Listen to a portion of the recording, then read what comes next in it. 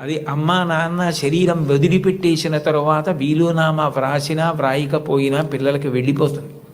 కానీ ఒక గురువు సంపాదించినది ఏదుందో అది మాత్రం ఆయన కడుపున పుట్టిన పిల్లలకి వెళ్ళదు.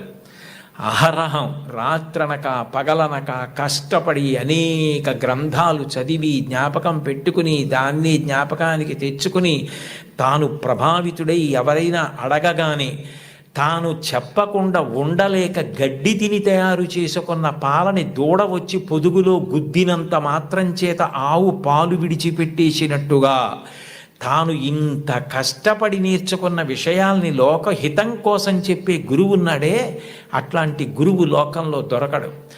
మీ టీచర్ గారి కన్నా గొప్ప వ్యక్తి ఉండడు.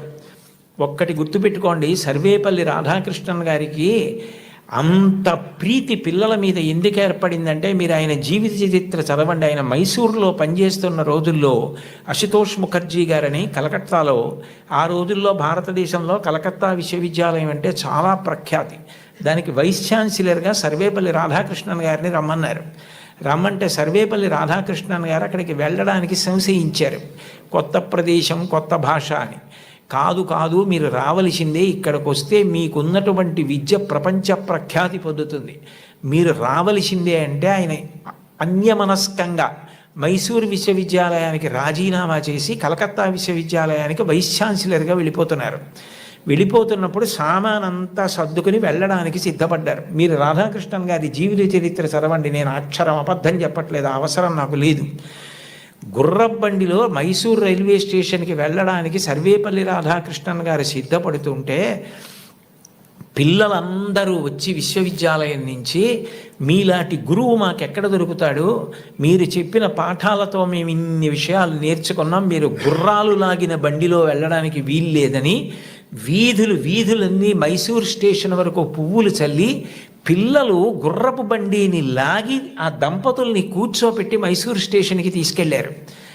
ట్రైన్ ఎక్కిస్తే రాధాకృష్ణన్ గారికి మైసూరు ప్లాట్ఫామ్ కనపడలేదు. అంతమంది పిల్లలు నిలబడి అశ్రుధారలతో ఆయన్ని విడిచి ఉండలేక ఏడుస్తూ ఆయనకి నమస్కారం చేస్తుండగా ట్రైన్ విడిపోతే ఒక ఉపాధ్యాయుడు పిల్లల మీద ఇంత ప్రభావం చూపించగలడనమాటని తన పుట్టినరోజుగా చేయవద్దని ఉపాధ్యాయ దినోత్సవంగా చేయమని తల్లి తండ్రి తర్వాత మీ భవిష్యత్తు గురించి అంత వెంపర్లాడే వ్యక్తి ఎవరైనా ఉంటే గురువు ఒక్కడే.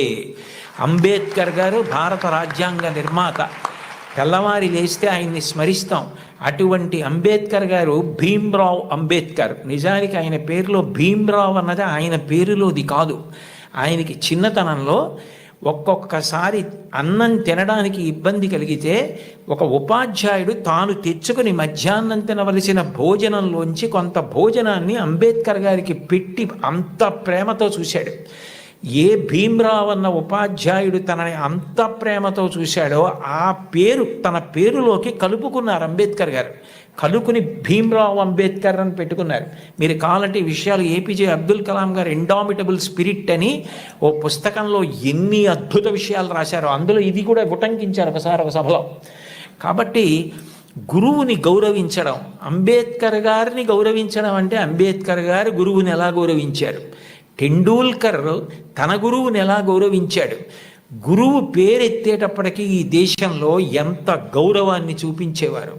ఎంఎస్ సుబ్బలక్ష్మి గారు చచ్చిపోతే కలాం గారు రాష్ట్రపతి భవన్ నుంచి చెన్నై వెళ్ళి, నా తల్లి, ఈ గడ్డ, నేను పుట్టిన ఈ దేశం, ఎంఎస్ సుబ్బలక్ష్మి ముగ్గురు నాకు తల్లు లేని పాడిమోశారు. అది సంస్కారం. వాళ్ళు చరిత్రలో మిగిలిపోయారు మహితాత్ములై.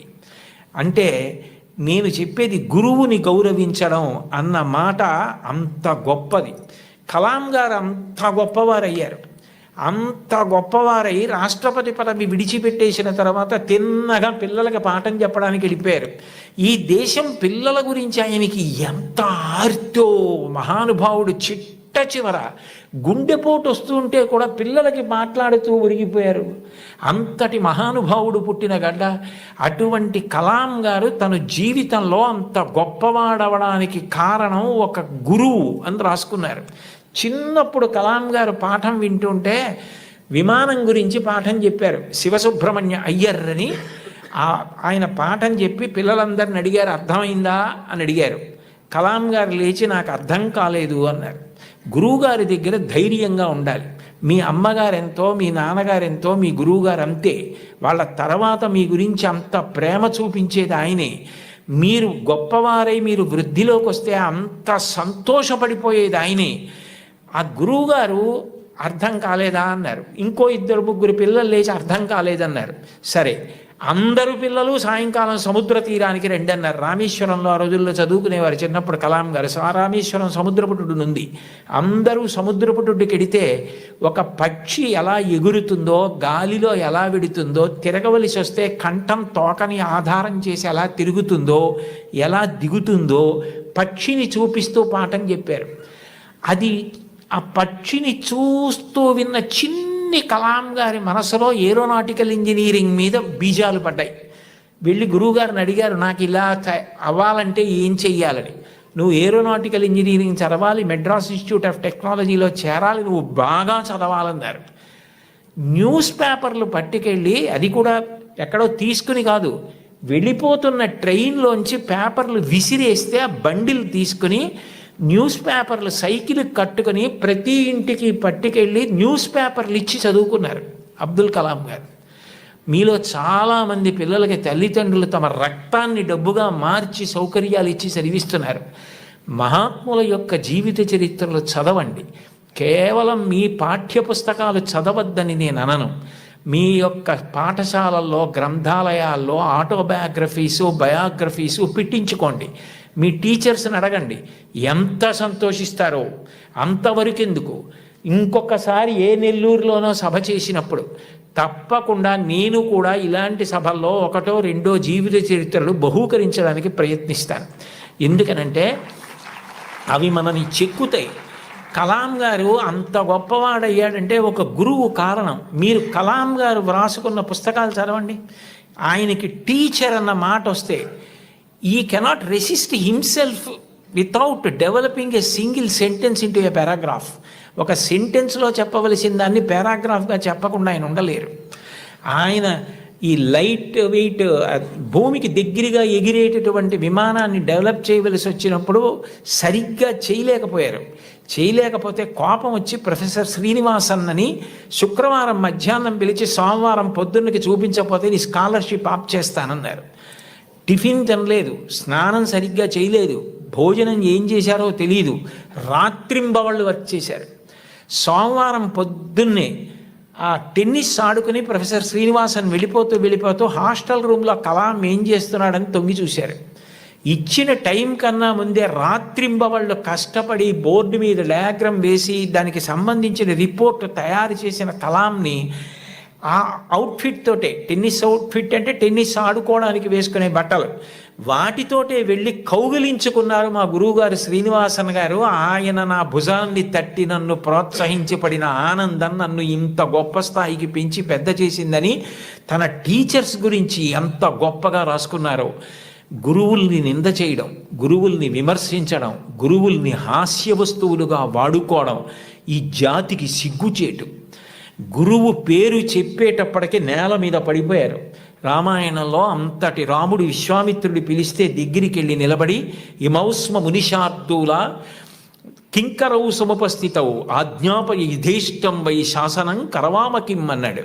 గురువుగారు లోకంలో ఎవరు చెప్పినా సలహా, మీరు చెప్తే మాత్రం ఆజ్ఞ. గురువుగారు చెప్తే ఆజ్ఞ, అందులో నేను తలపెట్టను. ఈ పని చేసి పెడతావా అని ఇప్పుడు అడక్కండి, ఈ పని చెయ్యరా రామా అనండి, నేను మీ కింకరుణ్ణి గురువుగారు అన్నాడు. ఇది ఈ జాతి నేర్పినటువంటి విషయం. మీరు ఏ మహాత్ముణ్ణి తీసుకోండి, టంగుటూరి ప్రకాశం పంతులు గారి జీవిత చరిత్రలో వ్రాసుకున్నారు.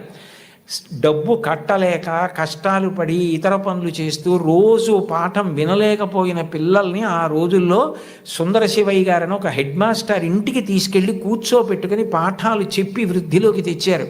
ఆయన కారణం నేను వృద్ధిలోకి రావడానికని రాసుకున్నారు. ఆయన నడక అలా ఉండేది, ఆయన ప్రవర్తన అలా ఉండేది, ఆయన పాఠం చెప్తే అలా ఉండేదని పక్కనే గుంటూరులో మాజేటి గురవయ్య పాఠశాల అన్న పాఠశాలలో నరసయ్య గారని ఆయన చెప్పిన పాఠాలు, ఆయన వ్యవహరించిన తీరు నన్ను అంత ప్రభావితుణ్ణి చేశాయని మహానుభావుడు ఆయన నోరి దత్తాత్రేయుడు గారు తన జీవిత చరిత్రలో రాసుకున్నారు. గురువులు మనిషిని చెక్కుతారు, ఒక శిలలోంచి శిల్పాన్ని చెక్కుతారు. ఓ సరస్వతీదేవి విగ్రహాన్ని ఒక రాయి తీసుకొచ్చి చెక్కితే శిల్పి దాని మీద ఎక్కి కూర్చుని చెక్కుతాడు.